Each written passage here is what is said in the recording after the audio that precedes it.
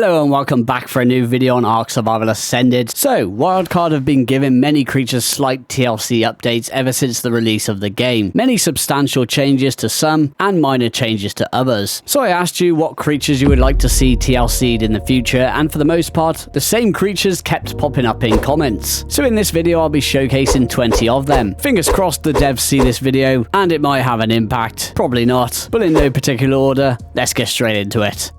Kicking things off with the Bronto, one of the largest tameable herbivores in the game, probably the best for gathering large amounts of berries in one single tail swipe. But in PvE, that is pretty much all it has going for it. It is super sluggish, less maneuverable than a bus, and overshadowed by other quicker berry harvesters with more abilities and utility. It would be nice to give it some extra attacks like a frontal or rear stomp. The thing with the Bronto is that I believe it should deal more damage and knockback with its attacks, which might break it for PvP. But it is a giant, yet it can still be easily taken down. The amount of times I've seen a level 80 Rex take down 3 or 4 mate boosted Brontos is madness. Admittedly, it has a lot more use in PvP due to its large health pool and ability to equip a platform saddle. I'd like its speed to be increased, but once you equip it with the platform saddle, it returns back to its base movement speed that it is currently in the game right now. So carrying that extra weight of a platform saddle therefore will weigh it down to balance things out. Where even the platform saddle looks a little outdated, the Diamantinosaurus mod being a perfect example of a great looking platform saddle for a giant herbivore. Another thing to note is that the Diamantinosaurus has the ability to pivot on the spot, giving it much better maneuverability, which is a feature I'd love the Bronto to have. Give my big boy Bronto some love, please.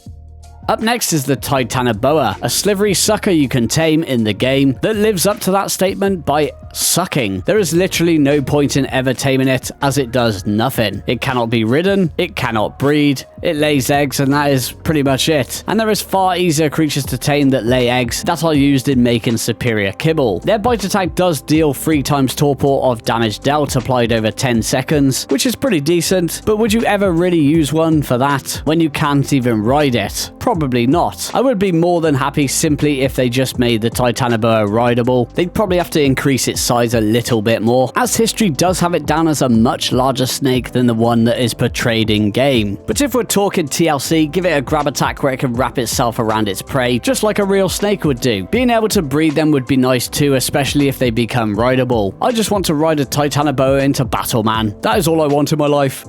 Well, I had to chuck it in here, the Spino, which was one of the first dinos that did actually receive a TLC in the game, and most recently it did receive a health buff. However, I still believe that it will never ever contend with the Rex when on land or as a boss fighter. The big thing for the Spino for me is that they nerfed its alternate attack speed in ASA. No idea why, but they did. It really hit the Spino hard when it came to damage output, just increase its secondary attack speed, even just reverting it back to the same speed it was in ASE, and allowing unridden tame Spino to only use the slap attack and not the bite would be a nice touch too. Even just changing that alone would make me want to tame them more often. But if I'm being greedy, I'd like to see it receive a passive where its oxygen drains much slower than other creatures with an oxygen stat. I think making them oxygen free would make them a little overpowered, but it would be nice if it could stay submerged for longer. When submerged, I'd like to see its back paddle improved upon, as it is a bit frustrating when it gets attacked from behind and struggles to hit the target. Where its turning radius is also the size of a bus, by the way, so that would be nice if it was a bit smaller for the Spino, to give them better maneuverability underwater. It sounds like a lot, but I would absolutely love the Spino if some of these features were added.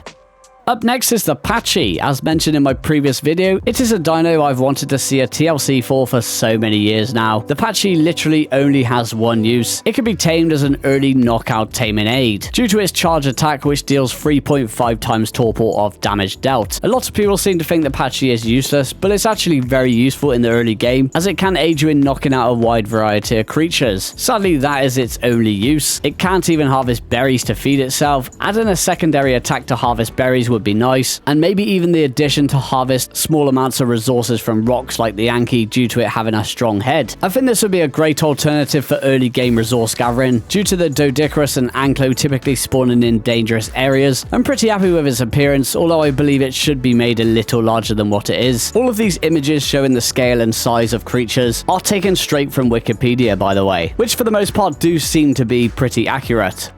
Moving to the deep ocean, we have the plesiosaur. Need I say more? Look at the thing. Hands down the ugliest creature in the game. The design of the body seems pretty accurate, at least from the images I've seen on Wikipedia, but damn, that face is diabolical. It just needs a remodel, and its face and head shape looks so much more refined in images. In terms of abilities, it doesn't really have a lot going for it, other than its fast swimming ability. There's just no desire to tame one, as they are outclassed by many creatures lower and higher than its saddle requirement. I don't think I've ever tamed one, and I probably would tame them more often, simply if they just received a remodel and some new animations. It's super bulky and feels like driving a bus, and for such a large creature it has such a small AoE attack, where it will really struggle to hit anything that's not directly in front of it. So having a much larger AoE attack would benefit it a lot. It would be nice to give it a little more maneuverability, maybe give it an alternate attack where it performs a barrel roll. A great example of this would be the Cryptoclydus mod from the Paleo ARK team. And I mean, if we just take a closer look at the Cryptoclydus here, you can see it's basically the same shape and design as the plesiosaur, but way more detailed with some beautiful color regions, and it's actually cute. While on the subject of aquatic creatures, of course we have the Mosasaurus, kinda in a similar boat to the plesiosaur. However, the Paleo team have created a beautiful version of the Mosa, which I can't recommend enough, but mods are mods, and not everyone has the option to use them, especially if you are playing on official servers. The Mosa's appearance is okay, but once again it looks super outdated and can be so much more refined. Once again, you just have to take a quick look at the Paleo version to see how much better it looks. My problem is that the Mosa in writing and films, for example, is depicted as the king of the ocean, right at the tippity top of the food chain. Therefore, I feel like it needs to be feared more. It should be way more powerful than the Tuso. It needs some new attacks. The Tuso can grab creatures with its tentacles, so why can't the Mosa do the same thing but grabbing a creature in its mouth, crunching down on its prey to inflict a bleed attack over time or something like that? Giving it a smaller turning radius would also be a dream, and of course immunity to jellyfish, stun and dismount. There is no way a tiny jellyfish should be able to impair a giant beast like the Mosa. Up next is the Aranio, a creepy crawly I'm actually okay with, but a lot of people did mention it in my post. I can see why though, it's just not that beneficial to go out your way to tame one. So what would I like from a spider? Well, the obvious. Who doesn't want to be able to cling to surfaces and scale them? The jumping spider mod being a perfect example of a spider scaling surfaces in the game, and being as the Aranio is almost never used by anyone, I don't think it would hurt to slightly increase their bite damage to inflict a little more torpor to targets over time. Other than that, I don't really think it needs a lot of change. Up next is the Dilophosaur, which is a dino that was very commonly mentioned in my post. I could definitely see why though. It acts as an early game creature that you can tame to help you carry things around, and I guess taming a bunch will keep you safe during the early game struggle, as they are one of the easiest things to tame and can be set into turret mode to temporarily blind and slow targets. However, that is all it does. It cannot be ridden, and I think the big thing that I and others have against the in-game dino is that it does seem incorrectly portrayed here in ARK. A real-life Dilophosaur was much larger than the in-game one, which is actually a little runt. According to the Wikipedia, it was 7 meters long and clearly taller than a human, which means if they were designed with these proportions in mind, then they would definitely be rideable. So I mostly want its size to be more accurate, give it a little damage boost, increase its movement speed to balance things out, a saddle so we can ride it into battle, and we are golden. Moving on to a dino that I think is in desperate need of TLC. Oh, the Galley. Why are you so useless? It's such an iconic dino too. I remember seeing it for the first time in Jurassic Park, seeing a load of them run past Dr. Grant, fleeing a mighty T-Rex. But yes, that is pretty much all it does, which is run fast. It can gather berries, but is mediocre at best. It has such low health that even the slightest amount of fall damage can outright kill it. It does have a 3-man saddle, which is its only redeeming feature. However, its weight stat is so low that it cannot even fully utilize that either. It needs a lot of work for people to feel the desire to tame one. The in-game design, according to images I've seen online, does seem pretty inaccurate, as it appeared to have feathers of some sort. I'd say it definitely needs a good remodel, better health and much better weight stats, boost their attack damage a little bit, allow them to be boloed to make them easier to tame for lower level players, and it feels right to give it a passive where it takes reduced fall damage. Or maybe what would be cool is another passive that increases any passenger's range damage by 25%. Wink wink. Up next is the Diplodocus, which was an obvious pick for me as it falls into the same category as the Bronto. It is a large sauropod, outdated design, looks super ugly, and when compared to the images I've seen on Wiki, it just looks like it could be so much more refined looking. It can gather berries well and has a decent run speed, but that is pretty much all it has going for it. It may have soaker use in PvP, but my question is, why would you ever tame one in PvE? It doesn't even deal any damage with its primary attack, which is still mind-boggling to me. It boasts a saddle with a whopping 10 passenger seats, which sounds kinda cool, but who even has 10 friends that play ARK with them? But if you do, then that sounds like a party I want an invite to. Anyway, I'd love to see it have a good makeover and potentially have some new animations. It needs to be able to deal damage with its primary attack, which should be a decent amount of that. It would be nice to have an additional tail swipe attack like the Bronto, and maybe a frontal or rear stomp attack. It desperately needs some love in all departments. The Thorny Dragon is a creature that I do think is very useful when playing Scorched Earth due to their wood gathering capabilities, weight reduction on wood, stone, thatch and fiber, and the saddle acting as a portable smithy. I do actually like the design of the Thorny Dragon, so I don't think it needs updating there. I was surprised to see it pop up in a few comments, but I can definitely see why. It is lacking in the attacks department, especially when it comes to its ranged attack, where it can shoot spines from its tail. A cool attack on paper, however it deals almost no damage to targets, and inflicts the tiniest amount of torpor on impact. I'd like it to have two different types of ranged attacks, a basic ranged attack, which it already has, but increase the damage output a little, and maybe apply a slow effect to any targets hit for a short duration of time. And just like the Yeeling, where if you place Titanic Boa Venom or narcotics, for example, inside its inventory, it will have the option to switch to narcotic ammo, where the tail spines will actually inflict a good amount of torpor to targets, making its ranged attack much more useful. I think this will be the perfect change for the Thorny Dragon, as you will be here a very long time if you try to knock something out with its tail spines. Sticking with the trend of Scorched Earth creatures, we have the Lymantria. It might even be the only flyer in the game that I will happily call useless. It has low stats and can barely carry any weight, has no attack whatsoever other than a fart spray which slows targets, and drains stamina to any targets chowing down on that air biscuit cloud. Their only use is as a starter flyer that can get you around from A to B, or sending them to the slaughterhouse as cannon fodder for retrieving wyvern eggs. It would be nice to give it a melee attack, and to maybe produce silk or chitin passively inside its inventory over time, capping at like 200, where you have to take it out for it to begin producing more. I would be more than happy if it just received those simple changes. Well, this one came as a bit of a surprise to me, but yes, the Giga did pop up a lot in my post. I guess I'm not really that surprised. I mean, the model does look super outdated. It only has one attack and one use, which is Chomp, Chomp, and Chomp, and probably does have the highest base damage in the game of any theropod. I just find myself always comparing it to the Paleo ARK Giga, which really is just the perfect TLC for a Giga. It mainly just needs a remodel in my opinion, and some new animations. I personally love to see the Giga and Karka resized. They are just far too big for their boots. But yeah, it's really hard to say what I'd like changed about the Giga due to the risk of making it too overpowered.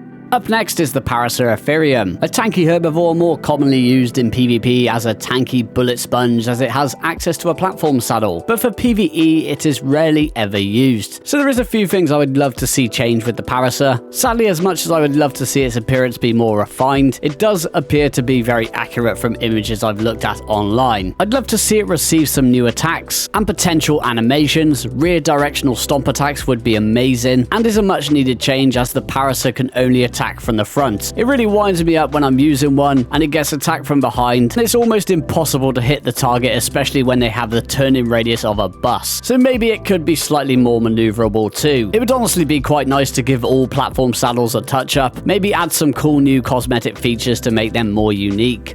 Speaking of platform saddles, we have a creature that was probably the most popular creature that people want a TLC for. Yep, it is the Quetzal. With creatures like the Argentavis receiving a huge TLC back in the day, it basically made the Quetzal useless ever since, or at least from a PvE perspective. It definitely has more use in PvP due to its large health pool and ability to equip a platform saddle. But yes, it is a giant bird that is extremely rare, pretty difficult to tame when compared to the Argentavis, that is exponentially better in every way. Its model looks super outdated, and from every image I've seen online, including the Jurassic World films, it actually looks look super intimidating when walking, which is not the case for the in-game Quetzal, which looks more like it is slouching around when landed. I would love to see it receive a complete model overhaul. It's lacking in detail and refinement. I honestly have no idea how the Quetzal behaved in real life, but every time I see them in photos they are walking on land, eating carcasses, etc, etc. But I think it would be super cool if their wild behavior was completely changed to neutral, and that they would occasionally land to hunt from time to time. I have no idea how that would work or if it's even possible, but I would really like to see that. And I know it just received a tiny 15% movement speed boost, but for me that is not enough. History has it down as one of the fastest flyers that existed at the time, and the apex predator of the skies, and it is neither of those in ARK. It would be good to increase its speed by at least 50%, and maybe once it is equipped with a platform saddle that will impair its movement speed to say what the current speed of the Quetzal is, to balance things out a little. Increase its bite attack damage by 50%. I'd also like to see it have a secondary attack where it can pick up small to medium creatures in its beak to either carry them around or eat them whole. A great example of this would be the Hatzegopteryx mod, which also has the perfect landing and walking animations that the Quetzal should have.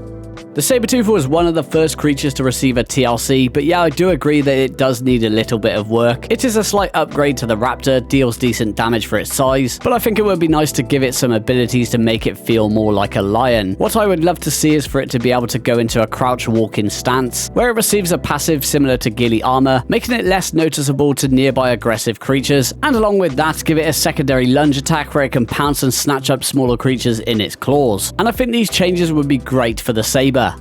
Another dino that was commonly mentioned was the Allosaurus, another that took me by surprise as I do actually quite like the look of them. Having only a regular bite attack that deals average damage at best, when in a group of 2 or 3, the highest level will become the Alpha and can inflict a nasty bleed effect to drain the target's health by 5% over 10 seconds. It is still a decent dino, but I can see why people would want it to be improved upon. It would be nice to see some more unique animations and sounds from the Allo. I would personally like it to have a slightly higher base damage, maybe a similar temporary speed boost like the Carco with each kill it performs. Give it access to the perks of pack buffs, as it is seen as a pack creature. However, the only one in the group that receives a pack buff is the Alpha, so it would be nice if all members of the pack received pack buffs, the same way as say a pack of direwolves would. This would give them better damage output and more damage resistance, and I still think it will stay balanced with all of these additions.